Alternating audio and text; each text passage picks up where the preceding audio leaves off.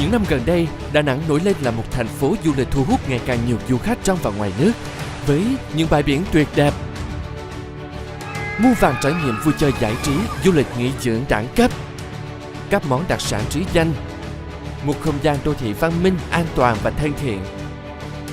Và cứ mỗi khi hè đến, du khách lại nườm nượp đổ về thành phố biển để được đắm mình trong không khí rộn ràng của lễ hội pháo hoa quốc tế.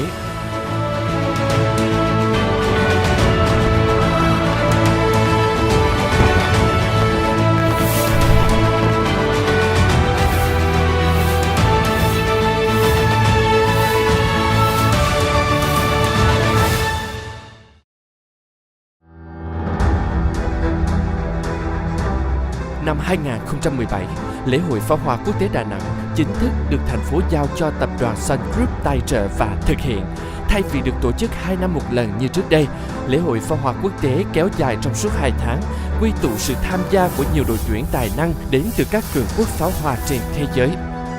Với các tổ chức bài bản, những sự kiện hoành tráng liên tục kéo dài, khách du lịch đến Đà Nẵng đã tăng vọt.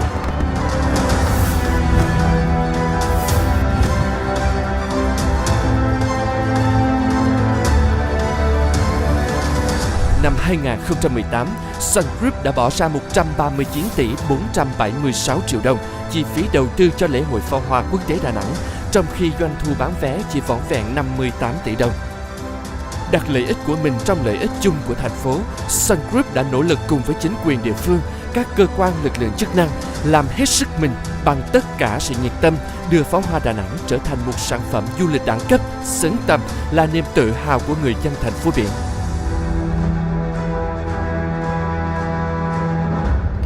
Pháo hoa này thì đã có phần một cách rất là tích cực trong việc thúc đẩy tăng cả lượng du khách đến với Đà Nẵng. Bên cạnh đó thì nó cũng thu hút đầu tư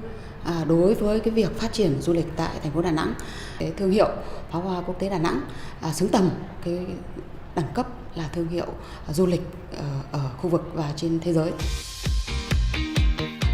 Nối tiếp thành công của DIFF 2018, DIFF 2019 với chủ đề Những dòng sông kể chuyện sẽ gợi mở những câu chuyện kể giàu cảm xúc về hình ảnh những con sông nổi tiếng gắn liền với cuộc đời mỗi con người ở mọi nơi trên thế giới.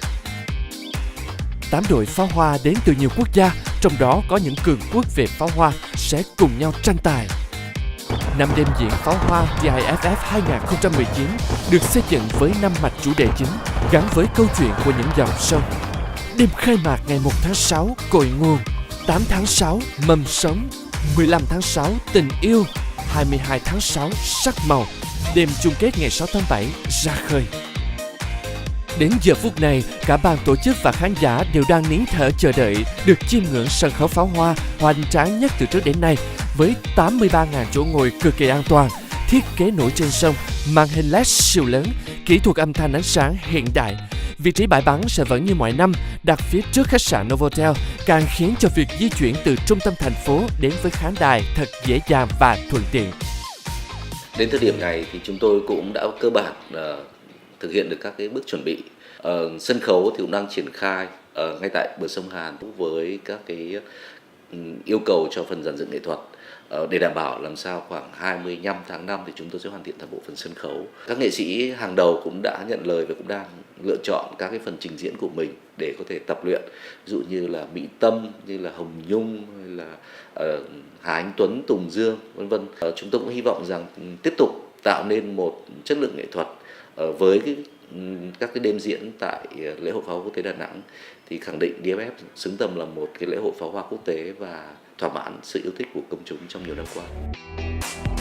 Pháo hoa quốc tế Đà Nẵng đang tạo ra một sự háo hức chờ đợi cho người hâm mộ khắp mọi nơi. Nhưng đâu chỉ có thế, xuyên suốt mùa pháo hoa DIFF 2019 sẽ diễn ra những hoạt động và sự kiện đồng hành cực kỳ hấp dẫn khác như Carnival đường phố,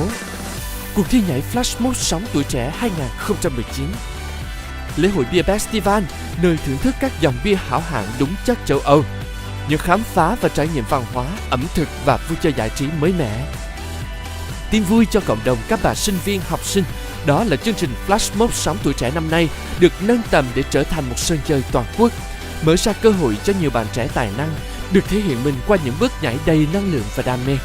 Dưới sự hướng dẫn của biên đạo chuyên nghiệp, các đội đã luyện tập và ghi hình bài thi của mình tại 4 điểm chính. Đó là Sunworld Festival Legend, Sunworld Hạ Long Complex, Sunworld Banana Hills và Sunworld Hòn Tham Nature Park. Toàn bộ chi phí ăn ở đi lại của các đội thi do tập đoàn Sun Group tài trợ với mong muốn tạo điều kiện tốt nhất để các đội thể hiện hết mình, giành được ngôi vị cao nhất của cuộc thi Flash Mob. Kiên định với tiêu chí chất lượng, đẳng cấp và khác biệt, Sun Group lại tiếp tục đầu tư gần 100 tỷ đồng cho show nghệ thuật đẳng cấp có 102 từ trước đến nay tại Sunworld Banana Hills.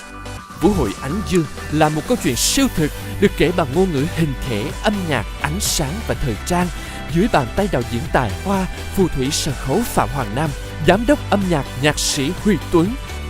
Biên đạo chính Hani Abaza có kinh nghiệm biên đạo cho các show lớn của Disneyland, show Cirque du Soleil, So You Think You Can Dance. Sarah Johnson, vô địch So You Think You Can Dance Mỹ. Kara Volshoff, chuyên gia sản xuất, quản lý và vận hành show. Tom Trent, top 15 nhà thiết kế trẻ tài năng của thế giới. Chương trình còn quy tụ hơn 200 nghệ sĩ tài năng đến từ châu Âu, hứa hẹn mang đến cho khán giả những màn biểu diễn ấn tượng nhất, đánh dấu chặng đường 10 năm phát triển của khu du lịch Sunworld Banana Hills.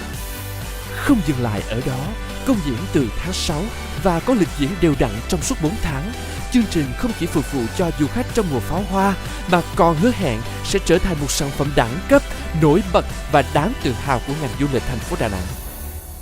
Vũ hội Ánh Dương là một cái show diễn rất là đặc biệt, bởi vì thứ nhất ấy là cái hình thức của nó là nó kết hợp giữa múa, xiếc, ảo thuật và rất nhiều loại hình biểu diễn khác. Đó là nó được viết riêng cho Bà Nà, bởi vì là như các bạn biết là tất cả công viên chủ đề trong thế giới nó đều có câu chuyện của riêng mình. Và Bà Nà đến lúc có phải có câu chuyện riêng như vậy. Và cái kịch bản này, cái câu chuyện này là Donnie đóng giày cho Bà Nà với mọi phương diện về kiến trúc, về các cái vùng, về các cái khu trò chơi, về các khu giải trí, cũng như là tất cả một cái tinh thần mà khán giả sẽ được cảm thấy từ khi đặt chân lên cái cáp treo ở dưới đất cho đến khi lên đến đỉnh. Để pháo hoa Đà Nẵng từ một cuộc thi pháo hoa quốc tế diễn ra trong vòng có 2 ngày được phát triển lên thành một lễ hội đẳng cấp với một chuỗi các hoạt động sự kiện phong phú và hấp dẫn, có thể nói cần rất nhiều tâm huyết của chính quyền, người dân Đà Nẵng và doanh nghiệp tham gia. Vốn xem Đà Nẵng là quê hương thứ hai của mình, người Sun Group sẽ vẫn tiếp tục nỗ lực bền bỉ, đóng góp một phần nhỏ bé vào thành công chung của ngành du lịch thành phố, đánh thức những tiềm năng quý báu chưa được phát huy đúng tầm. Một mùa pháo hoa nữa đã lại đến, chúng ta hãy cùng nhìn về một hướng và giữ vững niềm tin rằng DIFF sẽ mãi luôn mang tới niềm vui bất tận cho du khách và nhân dân, là một bước tiến mạnh mẽ để đưa Đà Nẵng trở thành một điểm đến sự kiện, văn hóa và lễ hội hàng đầu châu Á.